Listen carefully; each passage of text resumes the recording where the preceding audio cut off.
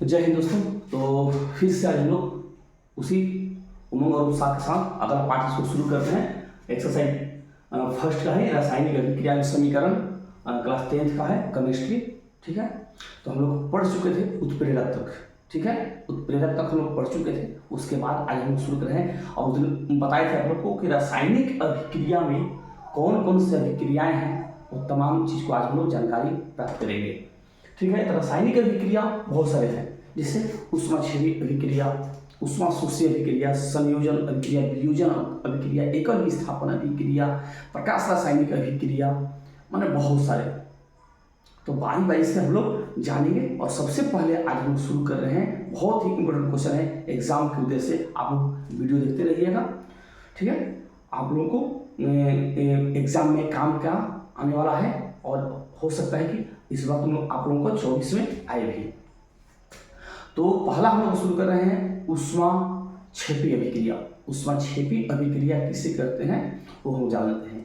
तो इसका परिभाषा क्या है कि जिस रासायनिक अभिक्रिया में प्रतिफल के साथ साथ ऊष्मा भी निकलती है, यानी कि ऊष्मा का भी उत्सर्जन होता है। जिस रासायनिक अभिक्रिया में प्रतिफल के साथ साथ, मैंने प्रतिफल तो बनेगा ही, कोई भी रिएक्शन होगा तो प्रतिफल तो बनेगा ही, स्वाभाविक है। तो प्रतिफल के साथ ऊष्मा भी निकले, उसी को कहते हैं ऊष्माक्षेपी। ऊष्माक्षेपी मतलब क्या? छेपी माने छेपित हो जाना, प्रक्षेपित होना, निकल जाना, इसे कहते हैं ऊष्माक्षेपी। ठीक है, पहले हम क्वेश्चन लिख रहे हैं, फिर आप लोग भी इसको हम लोग साथ साथ करेंगे। तो क्वेश्चन है यहां से कि ऊष्माक्षेपी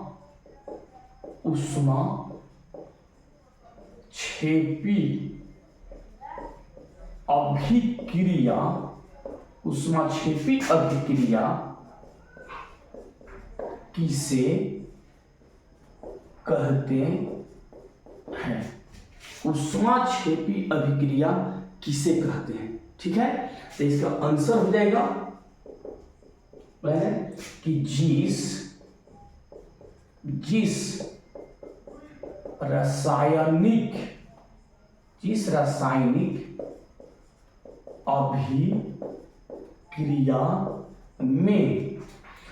रासायनिक अभिक्रिया में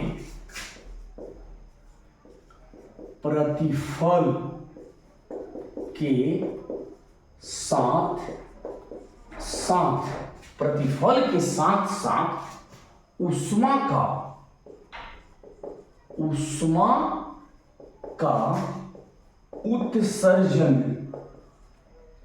ऊष्मा का उत्सर्जन होता है या निकलती है ऊष्मा भी, उसको भी। तो जिस रासायनिक अभिक्रिया में प्रतिफल के साथ साथ ऊष्मा का उत्सर्जन होता है उसे ऊष्माक्षेपी अभिक्रिया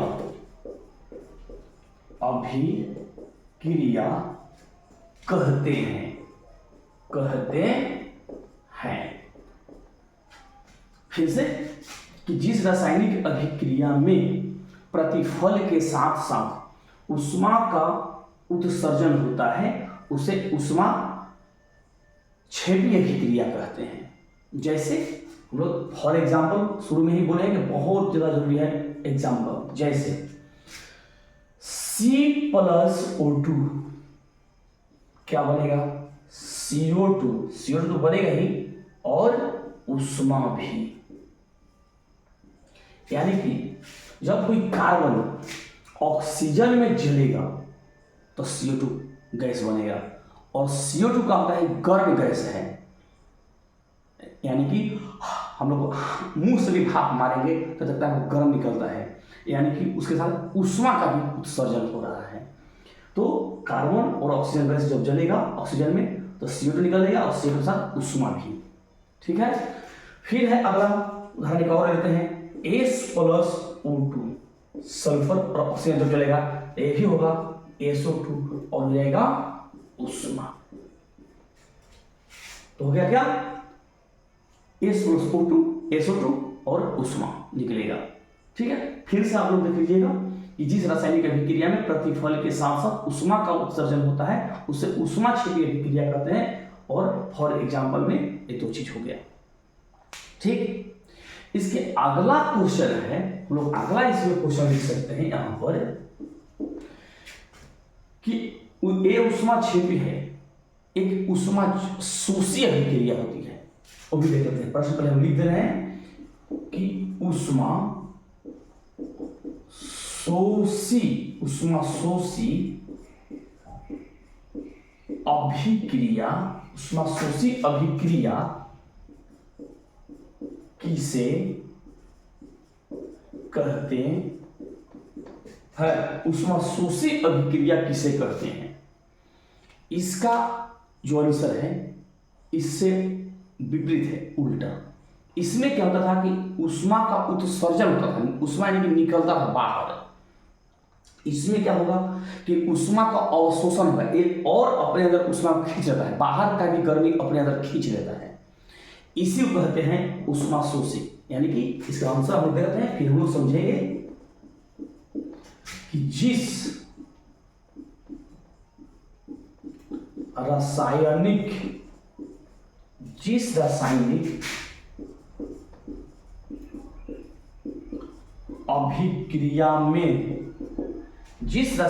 अभिक्रिया में ऊष्मा का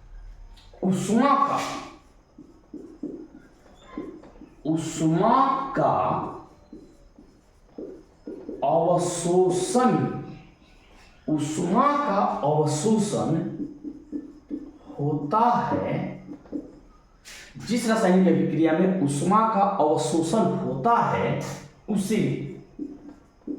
उसे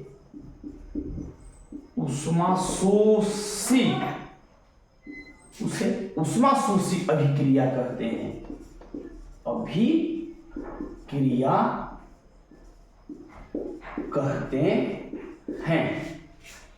फिर से, जिस रासायनिक अभिक्रिया में ऊष्मा का अवशोषण होता है उसे ऊष्मा शोषी, यानी कि अपने अंदर ऊष्मा को खींच लेता है।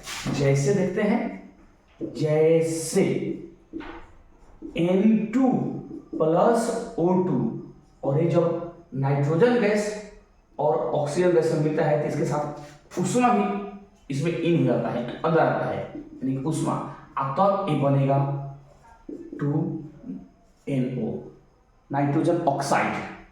फिर एक और एग्जांपल देखते हैं, C प्लस H2O प्लस ऊष्मा बनेगा क्या? कोबाल्ट बनेगा और हाइड्रोजन गैस बनेगा। देखते हैं शुरू से कि जिस रासायनिक अभिक्रिया में ऊष्मा का अवशोषण होता है उसे ऊष्मा शोषी अभिक्रिया कहते हैं। नाइट्रोजन गैस और ऑक्सीजन गैस जब मिलता है, रिएक्शन करता है, आपस में मिलता है, तो उसके साथ ऊष्मा का भी अवशोषण होता है और तब नाइट्रिक ऑक्साइड बनता है। उसके बाद C प्लस कार्बन और जल जब आपस में मिलता है तो ये ऊष्मा का भी अवशोषण होता है इसमें और बनता है कोबाल्ट और हाइड्रोजन गैस। ठीक है, तो इस परिभाषा को आप लोग स्क्रीनशॉट ले लीजिएगा। उसके बाद फिर हम लोग अगले परिभाषा पर जानते हैं, चलते हैं संयोजन अभिक्रिया। ठीक है, तब तक इसको स्क्रीनशॉट ले लीजिएगा, फिर हम लोग चलेंगे अगला अभिक्रिया पर। तो देखते हैं, तो फिर से अगला है संयोजन। जैसे हमने बताया था आप लोग को, संयोजन या संश्लेषण अभिक्रिया किसे कहते हैं। ठीक है, संयोजन या संश्लेषण अभिक्रिया किसे कहते हैं। तो इसमें क्या होता है कि जब दो पदार्थ आपस में मिलते हैं, जब दो पदार्थ आपस में, दो या दो से अधिक पदार्थ भी आपस में जब मिलकर एक नए पदार्थ का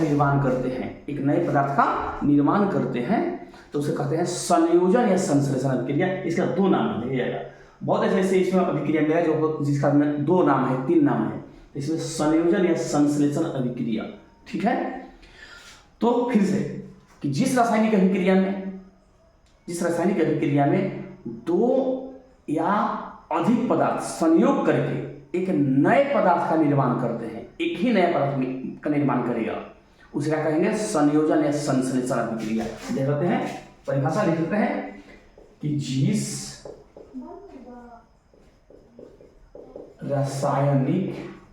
रासायनिक अभिक्रिया में जिस रासायनिक अभिक्रिया में दो या अधिक पदार्थ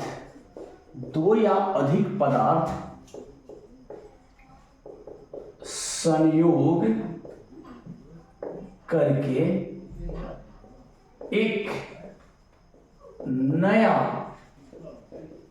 पदार्थ बनाते हैं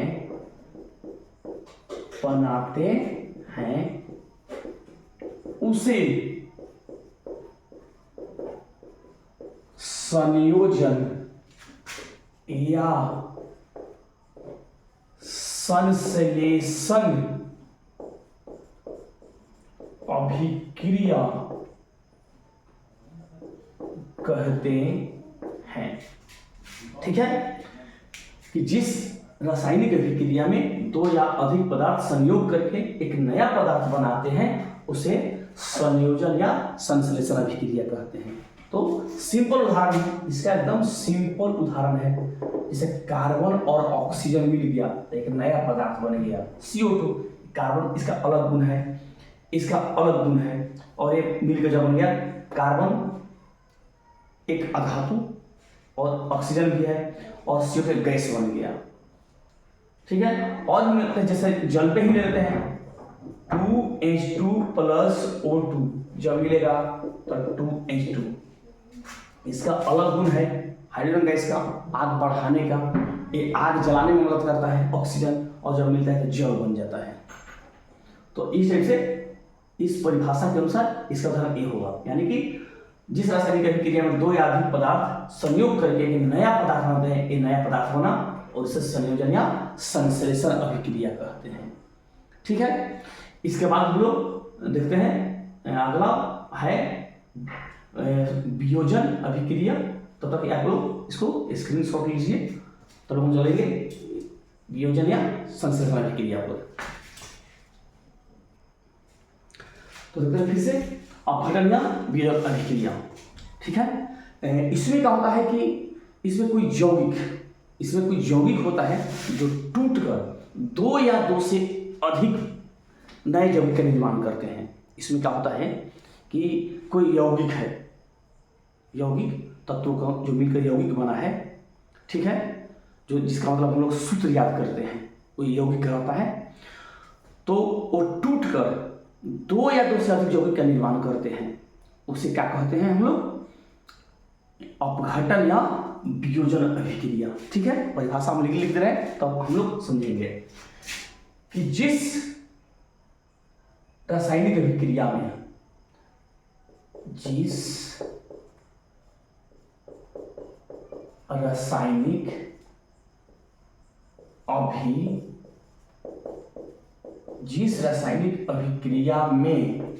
रासायनिक अभिक्रिया में किसी यौगिक के जिस रासायनिक अभिक्रिया में किसी यौगिक के टूटने से दो या अधिक सरल यौगिक बनते हैं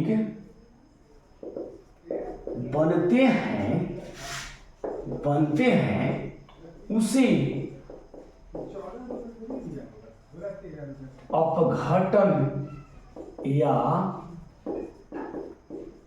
वियोजन अभिक्रिया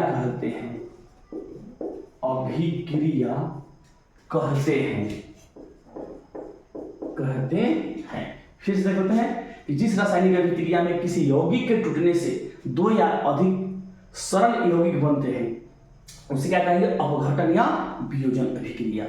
ठीक है, इसमें हम लोग एग्जाम्पल देखते हैं, जैसे में कैल्शियम कार्बोनेट को, यानी कि चूना पत्थर या संगमरमर जो हम लोग कहते हैं उसको देखते हैं। जैसे CaCO3 जब इसको लोग गर्म करते हैं तो दो सरल यौगिक में टूट जाता है, किसमें? CaO + CO2 में, ये बन गया। दूसरा उदाहरण देते हैं 2KClO3 2KClO3 में तो क्या हो जाएगा 2KCl प्लस 3O2 3 दूनी 6 2 हो गया। ये बैलेंस शुरू से बता रहे हैं कि बैलेंस हम लोग करेंगे अंत में, जब हम लोग सब खत्म कर लेंगे तो बैलेंस करना भी सीखेंगे। ठीक है, तो फिर से एक बार करते हैं, जिस रासायनिक अभिक्रिया में किसी यौगिक के टूटने से दो या अधिक सरल यौगिक बनते हैं तो उसे अपघटन या वियोजन अभिक्रिया कहते हैं। उदाहरण यह है कि कैल्शियम कार्बन टूटकर कैल्शियम ऑक्साइड और कार्बन डाइऑक्साइड गैस बन रहा है, और 2KClO3 टूटकर 2KCl प्लस 3O2 में टूट जाता है।